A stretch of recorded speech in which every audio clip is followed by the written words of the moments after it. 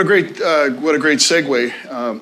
Talking about communities and what they used to look like back in the last part of last century versus what they look like today. It's a pleasure to be here. It's always a lot of fun to come to TED Talks. Since being here, I've learned in part why my life is so difficult. I'm not symmetrical.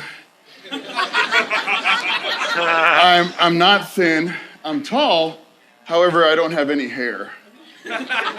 And my blue and green pie chart has withered off, and I live mostly in the brown and the red there. So I don't look like a mayor. I've never been mistaken as a mayor, particularly when I go outside the Pittsburgh area.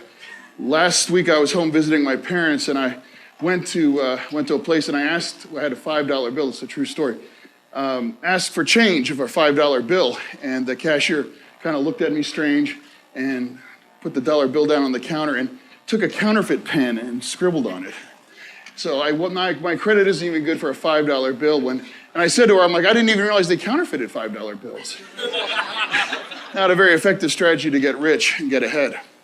But at any rate, my name is John Fetterman, and I'm the mayor of Braddock, Pennsylvania. The slogan that we've had in the past has been reinvention is the only option. And that's something that I've kind of come up with during the work that I've had out here, where although this year I think I'm going to steal our new slogan from the Game of Thrones on HBO, and that is, the climb is the only thing there is. Because that's really the story that we have here in Braddock. See the big circle? That's General Braddock. Take a deep breath. Take a deep breath and your brain will be changed by General Braddock. That is where our community got its name. General Edward Braddock. Why is Braddock? Well, General Braddock was overly confident and took about 600 British troops in to go kick some Native American and French behind, and ended up getting his head handed to him quite literally. And that's where Braddock got its name. Why is Braddock also famous? Well, Braddock's famous. Who here has heard of Andrew Carnegie? Helped shape our city and really the whole country. Well, Andrew Carnegie, that's where he got his start in Braddock. The Edgar Thompson plant. The previous speaker, a lot of those red X's that book captured, probably half of those that month came from the Edgar Thompson. It was a behemoth of a steel mill, and the first steel mill of its kind to employ back then was a revolutionary technology known as the Bessemer technology that allowed steel to be purified and strengthened, that allowed the creation of skyscrapers and what have you. This is what my community used to look like in 1955.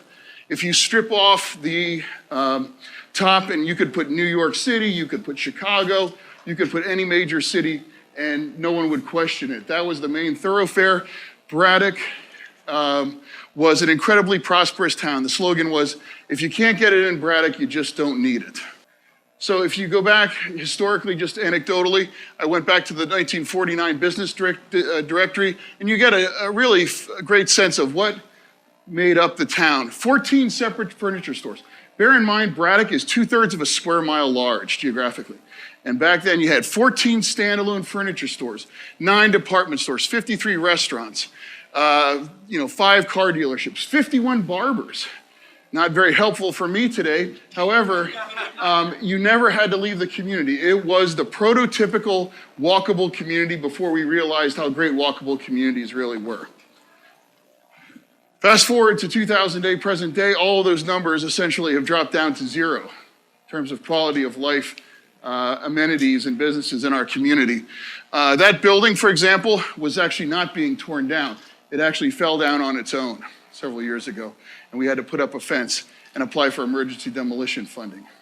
This is what happens when your community loses 90% of its population. The last speaker talked about Larimer. Braddock, in its post-World War II apex, had over 20,000 residents. Today, that number is just 2,300. That constitutes a 90% loss of population. And when you lose 90% of your population, you lose 90% of your businesses, 90% of your homes, 90% of everything that makes your town a town. I say this often, and every time I'm asked to speak, 90% of my community is in a landfill. That's the absolute truth. Braddock is also the poorest community in Allegheny County. If you look at those statistics, they are grim. The housing number is less shocking to a local audience here in Pittsburgh, but when I'm in Boston or some other place, they think I left 1 or 2 zeros off there. But the median house price in our community hovers somewhere around $5,000. It's not uncommon for people to just turn the deed over and hey, you want it for $1, here you go. The median household income, if you look at that, $17,000 compared to the Pennsylvania average of almost $51,000. This is what Braddock Avenue used to look like, kind of get a sense of that. And this is what has happened in many cases today. You see the picture on the right, you see this grand architecture. Wow, wonderful Braddock used to be in terms of the architecture and the buildings and how rich its architectural legacy actually was. Think of it as a row of teeth. Now take 9 out of 10 teeth on your top row out, and how good does your smile look? And unfortunately, Braddock Avenue looks like that smile. This is another quintessential example of Braddock property. This building also was not in the process of being torn down. The back of it actually fell over after a thunderstorm several years ago. When I took office, I did a online query search in Pittsburgh Post-Gazette, and I typed in the word Braddock, and I wanted to see what generally in headlines, what came up when I did that. And this is a smattering of those headlines. None of these are cherry-picked or anything like that, but Braddock, reputationally, it was like the 2 neighborhoods in the Pittsburgh area that you didn't want to go to were Homewood and Braddock. It was considered a violent place. And if you're going out there and you're not from there, you're either looking for drugs or you're looking for trouble, and you could find a lot of both there. Compounding our troubles was, who here has heard of UPMC? I really actually admire UPMC. I loathe what they've done to our community and the decisions that they made, but I think overall they're a very positive force. But nevertheless, in 2009, they chose to abandon our community and close one of the last of the crown jewels of Braddock, and that's the hospital. 270,000 square feet hospital. Put that in perspective, that's more than twice the size of a Walmart supercenter. On our main thoroughfare, 600 plus jobs, access to proximate health care, all of the above, a legacy that's been in our community since 1906, closed in one phone call that I got the night before they went public with it. Why was that? Well, they were losing too much money. Statistics consistently show that it sucks to give poor people medical care, and they didn't want to lose any more money. A company, or I should say a nonprofit, that routinely earns hundreds of millions of dollars in profit, closed our hospital because they couldn't sustain a $4 million annual loss to keep our hospital open. And this is what it looks like. This is what a $270,000 square foot building looks like getting torn down. This was taken about 2 years ago, and you want to talk about like a grim drive on our downtown main thoroughfare. It honestly looks like someone's blowing it up with missiles. So that really gets us to the core problem of Braddock and what I've been trying to work towards in Braddock since my time there is like, what do you do for a community that has lost 90% of everything? And today, I honestly don't know if my ideas are worth sharing. I genuinely don't. But today I'm going to just kind of briefly talk about some of the things that we've done in Braddock to hopefully move the needle in the right direction. We're restoring what architecture that we have left. This brand new stained glass window represents the first time stained glass has gone into a community church in Braddock as opposed to being harvested. This is in our new community center that just opened a year and a half ago. The youth project. Anyone have an idea what the unemployment rate for youth is during the summer, particularly in low-income communities? Typically runs, yes? Yeah, 75 to 80%. So think about that, nearly 8 out of 10 kids, nothing to do. When I took over as mayor, we didn't have a functional playground in town. 8 out of 10 kids with no money in their pocket, they're gonna figure out a way to make it work. So what we did is we created the largest employment program in Allegheny County and hire, during the summer, during its peak, over 100 kids. to work in constructive activities in the community. Put it on a per capita basis, it would be as if Mayor Ravenstahl would hire 10,000 young people from these communities and put them to work during the summer. Taking what housing stock that we have left, refurbishing it, now we've created housing, from abandoned housing, we've created housing for young people that have exited the foster care system that would have otherwise been homeless. This was the largest lot on our main thoroughfare, if you can believe it or not. What's interesting about this photograph to me is you can see the old vestiges of the old Carnegie National Bank, but you can also see it looks like a wilderness, and in some cases it is an urban wilderness. So we replaced that with a 4,000 square foot playground. We partnered with Kaboom. This was the building that was adjacent to that giant wilderness lot. It was an old J.C. Penney store that actually was falling down. We tore down and we replaced that, again, with the first playhouse and playground that was functional in our community. This was another great example of our grand architecture. This beautiful old Main Street hotel had to come down. We partnered with Grow Pittsburgh, a great local organization, to create a 2-acre urban farm that provides produce and jobs and beautification for our residents.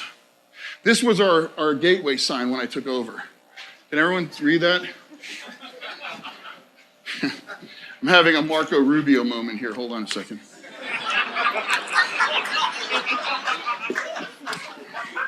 At any rate, so if you're driving into town thinking, do I want to move here and or start a, and it says the town sign is sponsored by the Crips, more than likely you're going to decline. So what we did is we turned it around and we had our young people build, in conjunction with the local artist James Simon, our new Welcome to Braddock sign, which Pittsburgh Magazine deemed the neighborhood art installation of the year back in 2009. We have our own small-scale apiary made with bees that were harvested from abandoned buildings that were about to be torn down. Now, beekeeping is an elective course in the Propel Middle School in the region that kids can actually learn these skills. We celebrated and brought back Community Day, where Pittsburgh, who knows Franco Harris? Yeah, ran into Franco at the airport and he's like, really like to come out to town. And I'm like, you know who I am, really? How flattering, Franco, But I guess it's my grotesque appearance that makes me easy to identify. So this past year we had a great Community Day. 1,100 people came out, including Franco Harris. We always make a big deal out of holidays because unfortunately many of our residents are unable to show their families and children a good time. This past year, in conjunction with Chef Kevin Souza, we did a fundraiser at my home that raised $10,000 that purchased over 215 Christmas presents for every child in Braddock who signed up for one, as well as winter coats for kids that needed them as well too. Braddock is that overused term, food desert. I was at a TED Talk in Harlem and they are saying, Harlem's a food desert.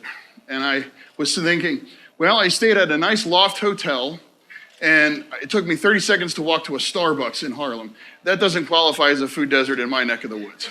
So as you might imagine, reputationally, ice cream trucks wouldn't come through in the summer, so we partnered with an ice cream truck. We purchased the ice cream, and then once every 2 weeks, it goes around and gives out free ice cream and water to the kids during the summer to keep everybody cool. Taking an abandoned Catholic middle school, turning it into the area's first and only functioning art gallery that also provides artist studio spaces in the former classrooms. Urban homesteading has kind of caught on.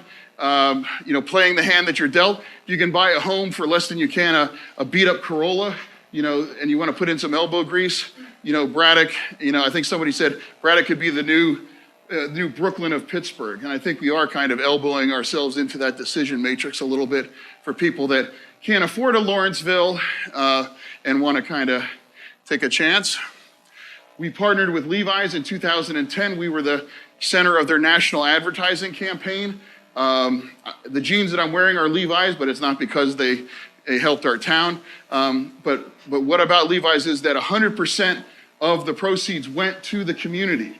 That stained glass window I showed you earlier, they donated over $1 million that enabled us to fix up that community center. And every person in the national ad campaign are actual Braddock residents and all of the money that they earned went right directly into their pockets. Recent developments, I kind of look back over the last year and a half or so, to replace that horrible space left by the hospital's departure. We got a great new redevelopment, $20 million redevelopment that brings 24 new homes, a new MedExpress clinic that will take care of the medical needs of the residents, as well as a lot of other things, including Woodland Hills. The school district is going to move their administrative offices there. We just broke ground 2 months ago, and progress is already up and going. We also have setbacks. This is the last shooting that we had in my community. I always am very careful to make sure everyone understands that I'm not up here as a Tony Robbins acting like, I've got this solved, guys, give me something, give me something, give me something next. We have issues and challenges in Braddock, and this is the last one of those. 2 days ago, if you guys live here locally, you may have seen me on one of the 3 local news channels. I went outside to get something out of my car, and I saw three news helicopters in the air over my town. Now, I doubt they were there because we just opened our new community cafe. So I'm like, that's never good. So I would come to find out that there was a report that somebody shot up a school bus in our town. The reality, fortunately, was that it was a pellet gun and it was some knucklehead teenager horsing around. But nevertheless, if it leads, it bleeds, and people wanted to assume that something like this would have happened in our community. Good things also happen, a lot of good things. Last year I got a call, I was at Costco getting some supplies for the after school program, and got a phone call. Hi, this is Scott Cooper. I did the movie Crazy Heart. Oh yeah, really? Jeff Bridges, it won a couple Academy Awards. Well yeah, I wrote a movie about, in your town. I want it to take place in your town, and we need $6 million. Can you help us out? So long story short, the director of Crazy Heart came, and Christian Bale, Woody Harrelson, Forrest Whitaker, Casey Affleck, Zoe Saldana, all starred in a movie in our community, shot entirely in our community last year, that actually takes place in Braddock. Now, it's not going to be really great for tourism because it's a cross between No Country for Old Men and The Deer Hunter, but as it was described to me, so it's not going to lead to a bed and breakfast kind of resurgence. However, it's going to expose our community to a national audience, and I think it really will continue to intrigue people. Also, what really fascinates me is that, unbeknownst to me, Christian Bale would wander around town incognito while he was in town filming Batman to kind of take in the aesthetic of the community. And I joke, thank God nothing happened to him, And this was just released a week ago. Eddie Vedder of Pearl Jam is going to score the soundtrack for the film, so it's just another nice little thing there. Levi's helped us we're just in the final stages of setting up these surveillance cameras in the last 2 areas in our community, which will hopefully take out the last bit of oxygen in the drug trade in some of the areas. Our beautiful Carnegie Library was named the National Historic Register of Places, only one of, I believe, 2,300 buildings, and that will be great from a fundraising perspective. Unprecedented youth engagement. This year we went to FIPS, we went to the movies, we went to the Children's Museum. We send our kids out everywhere during the summer, and we've noticed an incredible benefit to that. In our new community center, we have a new boxing gym, and we already have 4 Golden Gloves that are actually competing in the local youth boxing circuit. Did anyone ever have a party in a giant plastic bubble in the middle of a downtown lot? Well, we did last year. It was a space buster. I get a lot of odd requests and phone calls. One of them was, I'm driving a truck across the country to Flint, Michigan, and I have a giant bubble that you can party in. Can we do it in Braddock? And I was like, sure, man. So that's what we did this past fall. It was a fantastic community event that brought out about 300 people, and everyone had a good time. It's literally a dance party going on in that giant bubble. I got a chance to meet the president. That attractive woman in there is actually my wife. That's probably the greatest mystery of all. I was an extra. I was a stand-in for the Big Show. Who knows who the Big Show is? He's a wrestler. So that was exciting to to actually meet the guy that some people mistake me for when I'm out of town. And then just recently, we had our new community cafe open that is actually run and managed and conceived of by our young people, the Braddock Youth Project, that brings things like mochas and cappuccinos and healthy wraps and sandwiches, into a community that does not have a restaurant yet. This is one of the most exciting things we've done recently. My wife actually conceived of it. It's actually called a free store. We partner with a national network of retailer aggregators that take surplus merchandise that cannot be sold, that would otherwise be thrown out, and they distribute it to partners. So every week, 3 days a week, we have this cargo container office that's stuffed to the gills with shirts, t-shirts, clothing, baby clothes, baby diapers, all these things that could otherwise not be resold and distributed to our residents at absolutely no charge. Up to the minute update, this was yesterday. We have an emerging partnership with Costco, and they are donating food that has not expired but does not meet their sale standards, and they are graciously passing it along to us, to the residents' delight. So what does all of this intervention do? What are the things, what's the one thing that I can say that I'm probably most proud of during the last, this will be my 8th year as mayor, is that it's really made a difference in our crime numbers. If you consider the statistics back to 2006, where I pulled the number of calls from the 911 center, you can see that it's around over 7,000, down to, I apologize, 2012's numbers yet, but we've seen nearly a 50% drop in the need for police intervention in our community, and a corresponding drop in serious crimes.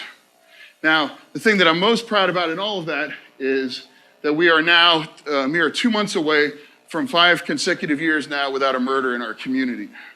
And the last homicide was in May 25th of 2008, and it was an epic gun battle that involved assault rifles. Things that we don't ever want to go back to in our community, and I certainly cannot begin to take anywhere near credit for that. We've had a lot of great partnerships, but I think it's also not an accident that when you start engaging and thinking creatively, that you can create a better societal outcome for everybody taking these steps. So I apologize if I went over a little bit, but I want to thank everybody for the opportunity to address you here this afternoon. Thank you.